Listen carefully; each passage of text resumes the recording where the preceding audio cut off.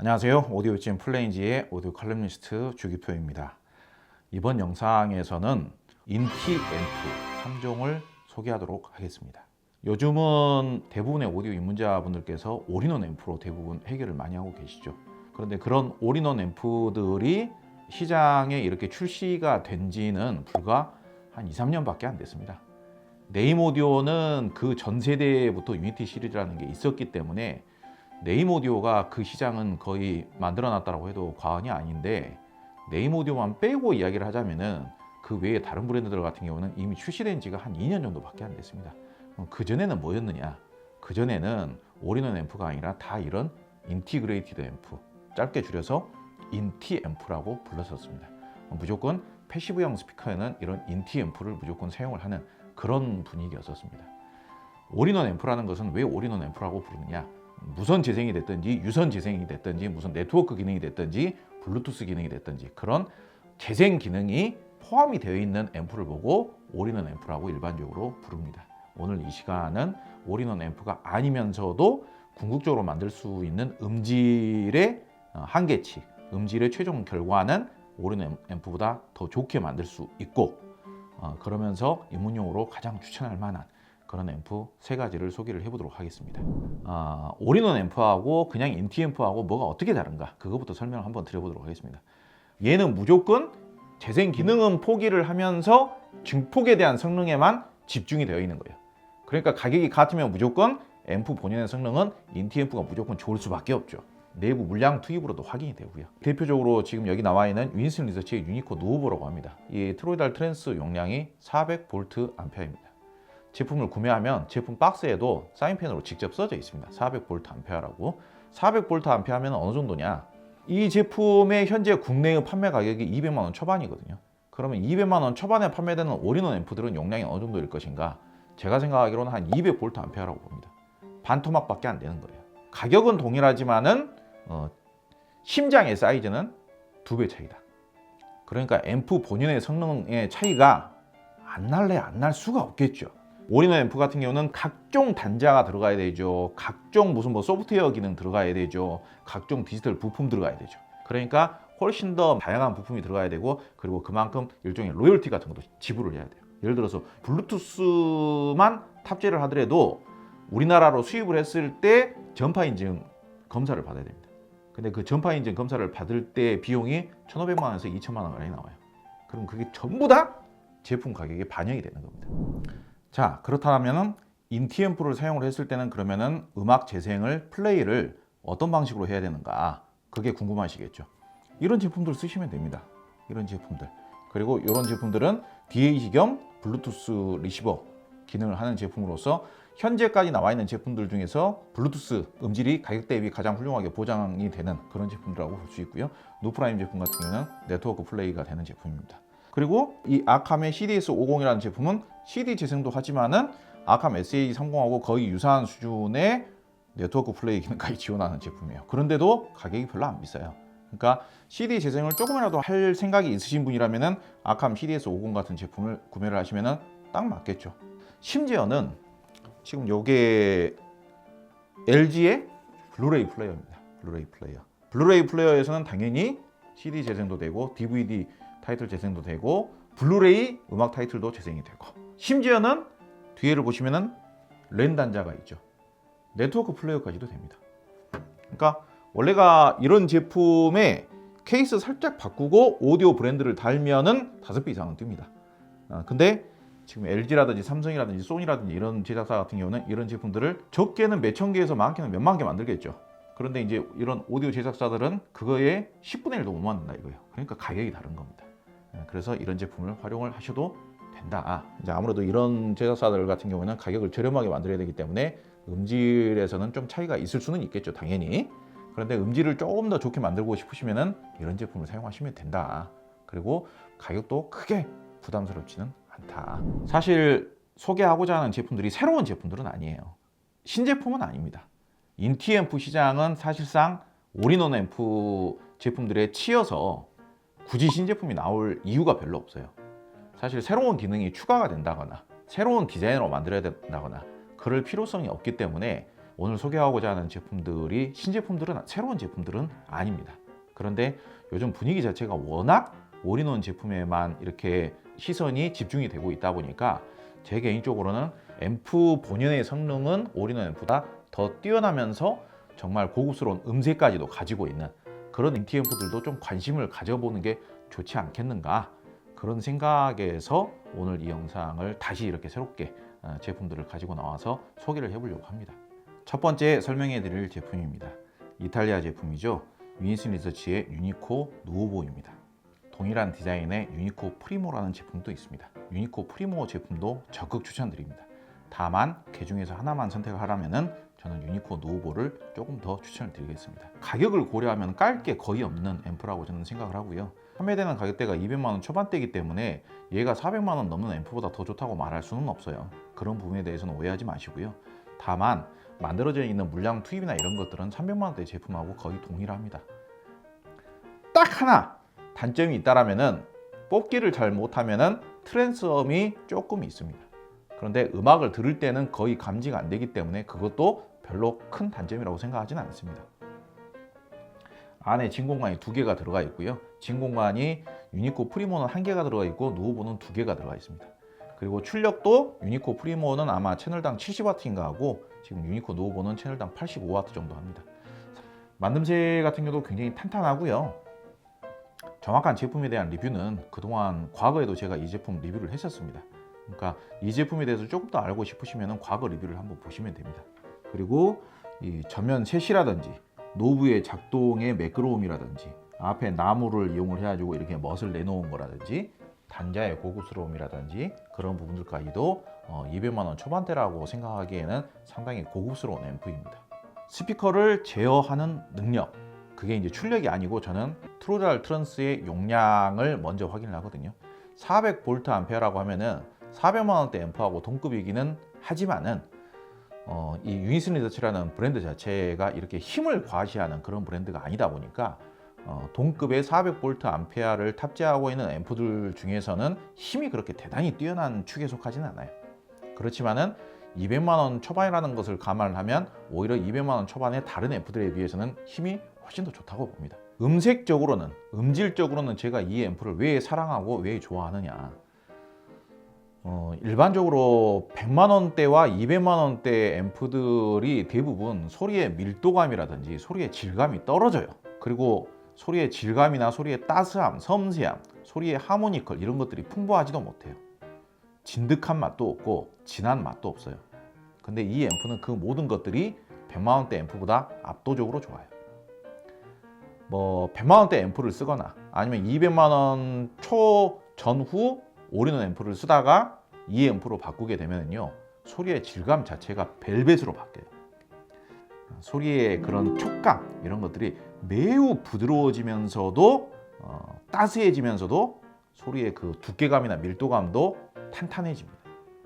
하이파이적으로 질감이 좋은 음질, 촉감이 좋은 음질, 음악성이 풍부하면서도 음악성이 진한 음질, 그런 음질을 한번 들어보고 싶다. 그런데 내가 아직까지는 200만 원 전후에 올인원 앰프를 쓰고 있거나 100만 원대의 앰프를 쓰고 있다. 그러면은 그 다음 업그레이드 대상으로는 이 앰프를 한번 고려해 볼 만하다.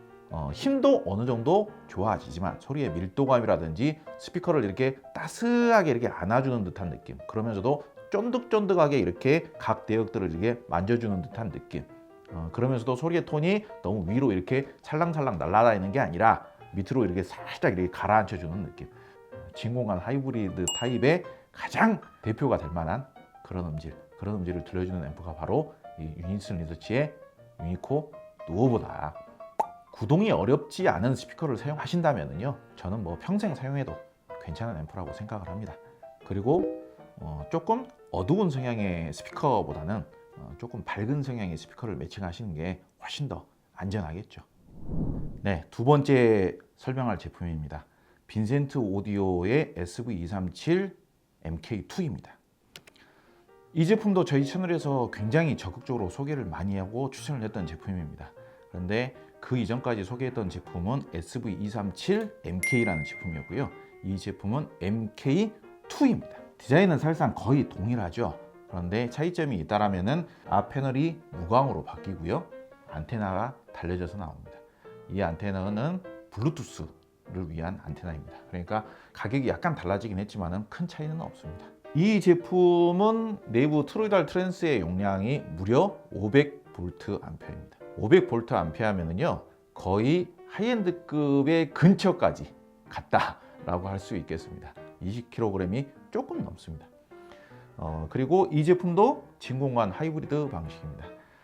뒤에는 트로이달 트랜스가 있고 양옆에 증폭부와 방열판이 배치가 되어 있고요. 앞쪽에 보면은 진공관이 이렇게 붙어 있는 것을 볼 수가 있습니다. 그리고 가운데에도 이 진공관 불빛이 빨갛게 들어오는 게 디자인적으로도 좀 더 좋아 보이는 그런 효과가 있죠. 그리고 다른 인티앰프하고 차이점이 있다라면은 이 제품은 독특하게 광동축 DAC를 탑재를 하고 있습니다. 이렇게 물량 투입이 풍부하게 이루어졌는데도 가격은 200만 원 초반대. 그러니까 가성비가 어마어마하죠. 이거는 오리지널 중국 브랜드에서 만들더라도 얘보다 가성비가 좋게 만들기가 쉽지 않아요. 유니슨 리서치하고 한번 비교를 한번 해보도록 하자고요. 간단하게 비교를 하자면은 소리의 질감, 소리의 촉촉함 그런 느낌은 유니슨 리서치가 더 나아요. 그런데 소리가 전체적으로 에너지감이 좀 듬직하면서도 느긋한 듯한 느낌, 중후한 듯한 느낌 그런 느낌은 얘가 좀 더 낫습니다. 그래서 구동하기 어려운 스피커들을 매칭을 하더라도 대역 밸런스가 안정적으로 유지가 되는 느낌은 빈센트 오디오가 확실히 가격 대비 최고 수준이에요. 그러니까 심지어는 1000만 원이 넘는 스피커를 매칭을 해도 밸런스를 얘가 잡아줘요.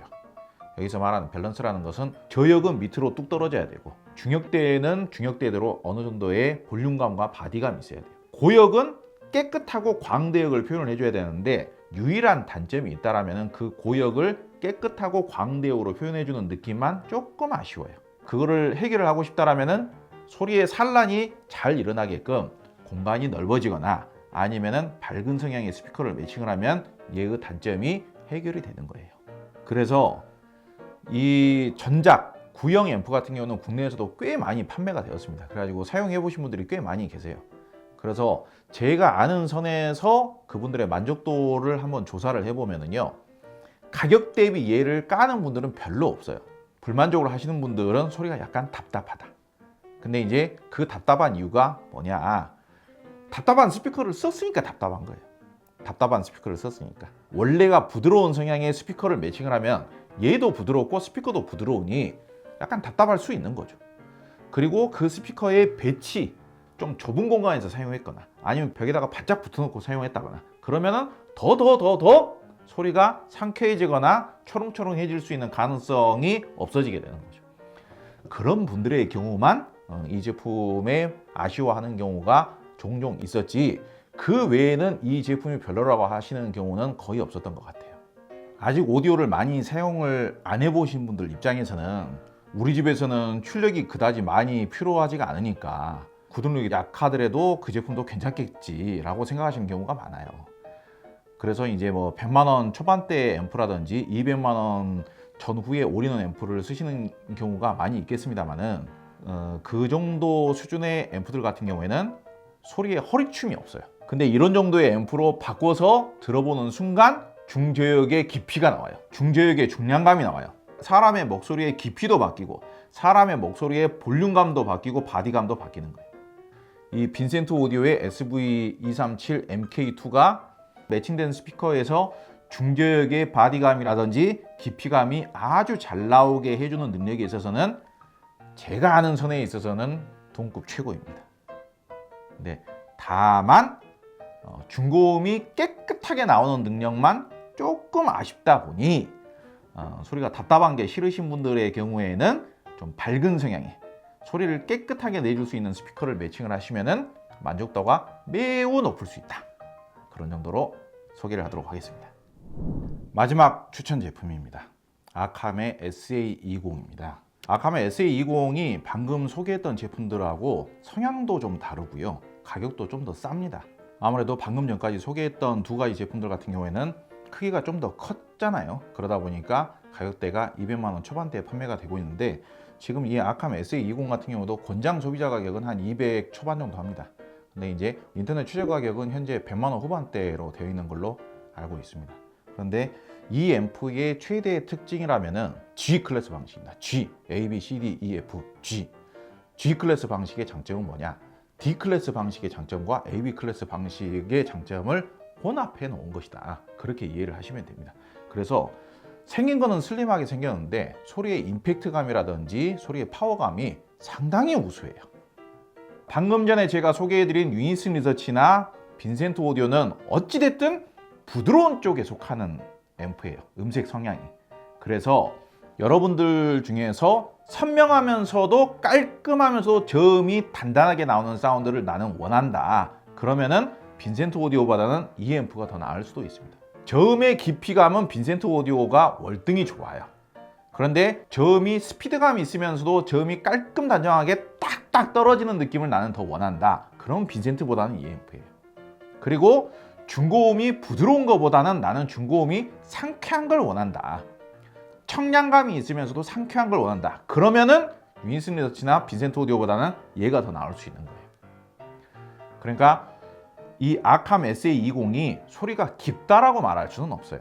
소리의 깊이감보다는 상당히 그 엔터테인먼트적인 느낌, 재미있는 느낌, 쉽게 즐기기에 즐거운 사운드를 내주는 데 있어서는 얘가 가장 탁월합니다.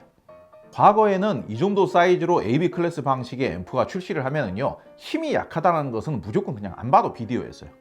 근데 얘는 AB 클래스 방식이 아니에요.